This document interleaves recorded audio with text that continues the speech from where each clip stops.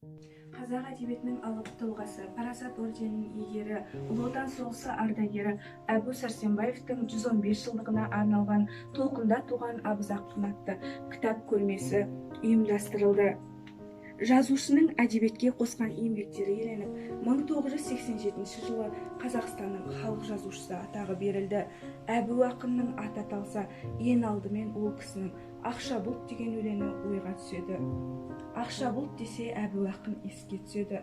Ақша бұлт Абыз Ақынның символына айналып кеткен өлең.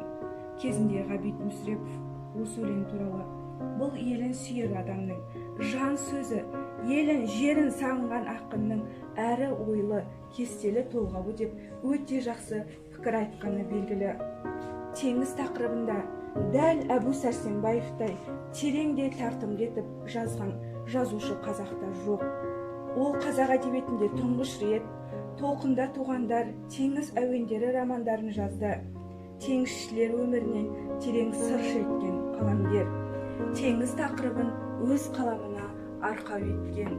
Әттең, қазіргі ұрпақ біле бермейді.